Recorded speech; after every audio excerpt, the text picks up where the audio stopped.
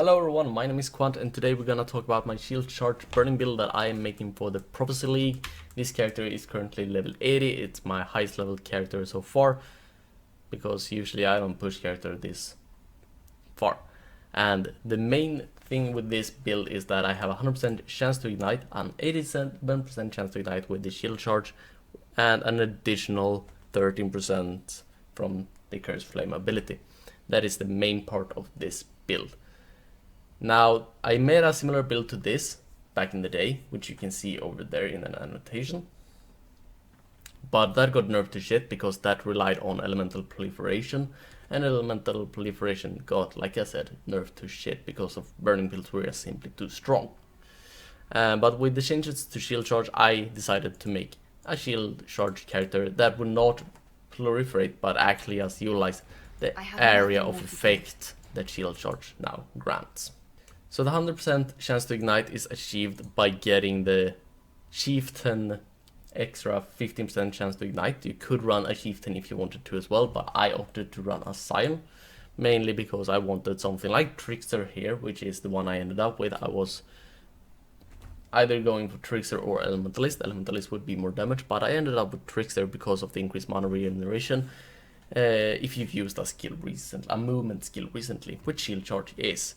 Also 30% extra recovery rate of life, mana and everything when I've killed recently. This means that if I charge in and kill, I get 130% increase mana regeneration, which is gonna help a lot because as you can see, I'm running at a really low mana. It's actually only 5% of my mana because I'm locking away 95% of my mana.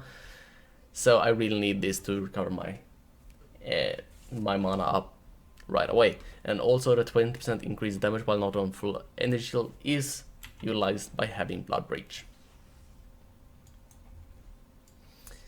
For the tree itself, I'm just taking as much HP as possible with all the increased area of effect and fire damage and burning damage, and also all chance to ignite in the entire tree. This is so I can get the 100% chance to ignite. I do also need a level 18 chance to ignite for this to work, so until I actually have that, I run around with a Moku's Embrace to get the extra chance to ignite I needed. We're also running dual curse on this setup there. That's where you get most of your damage with this, because without this you basically don't do much damage like whatsoever. So I'm using elemental weakness with the flame ability, and I'm also using the Herald of Ash because I can.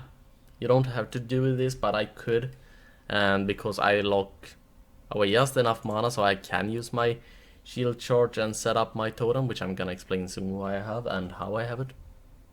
It's just so I can use it, and because of the mana regeneration I get when I use Shield Charge, I can charge around pretty freely, especially with the additional 30% I get if I killed recently.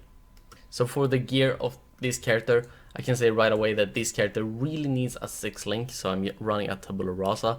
This is not optimal, obviously, since I am level 80, but it's really needed.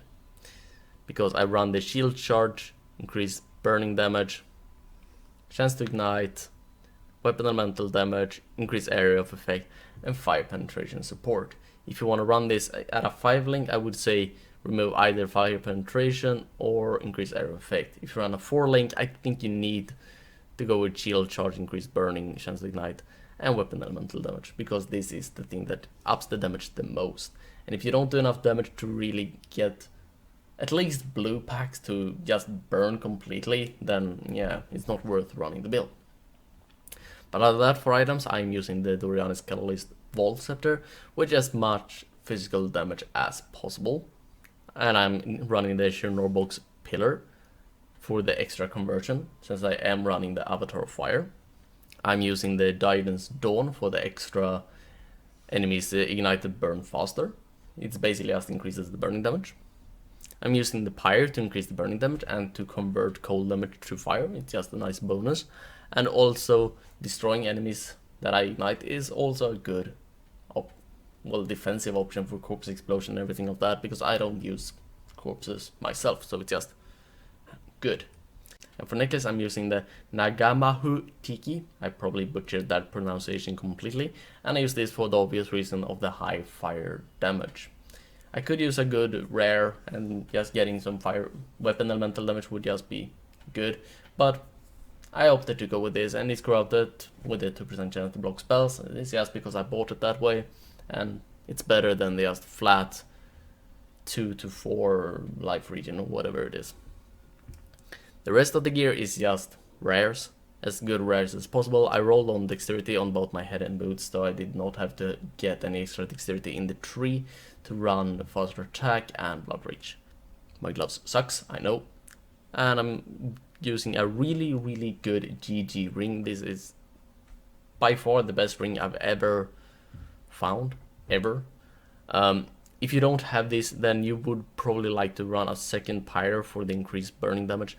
But it was just so good that I opted to go with it anyways, and it has a really cool high cold damage, and I have a full conversion of cold damage, so it's just good damage wise anyways.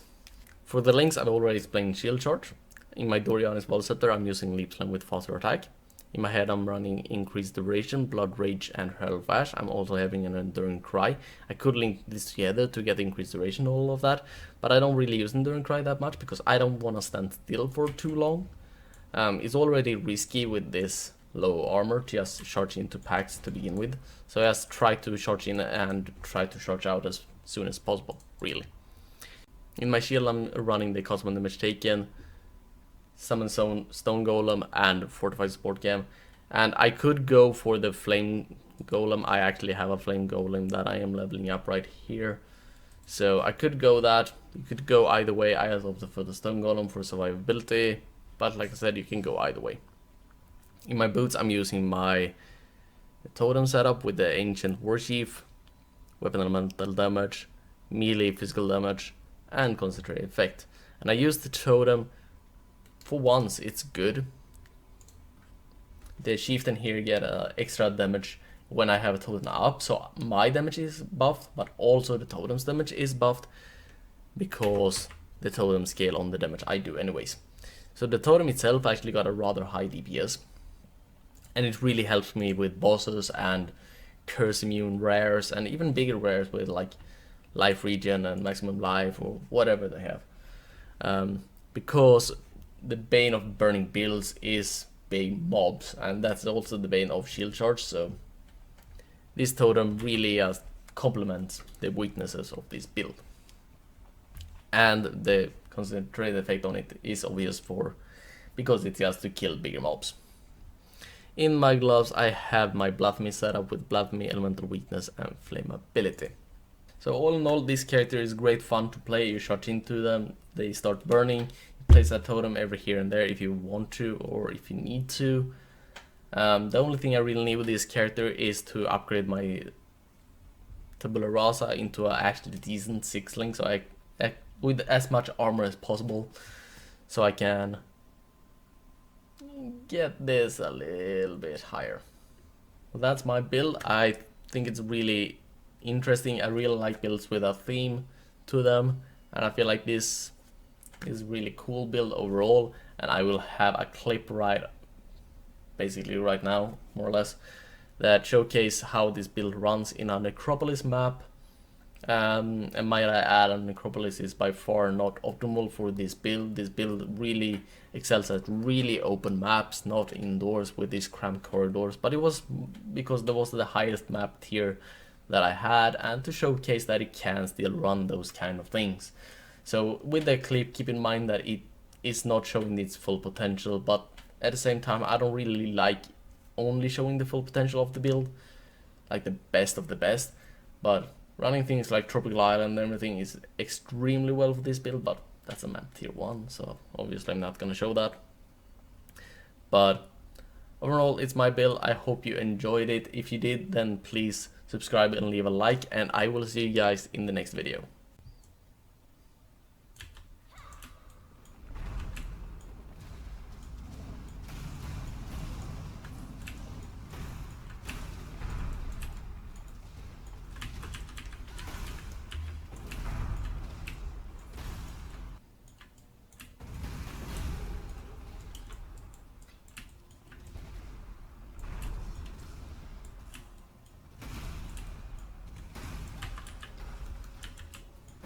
have nothing more to give.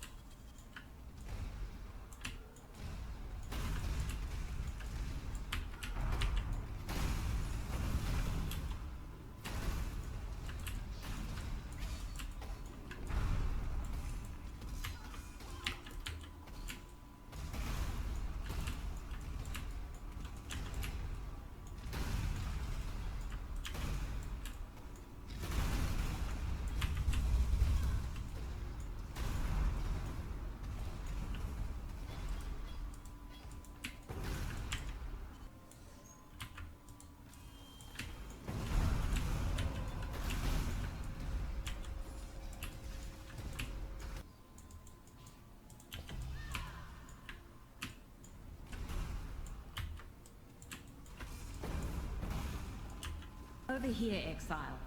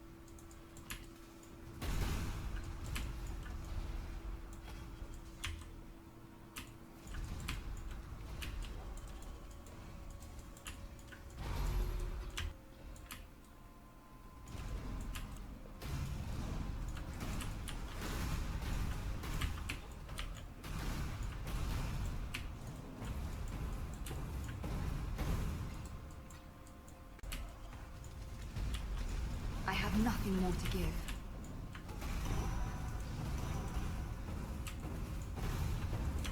Far too much baggage.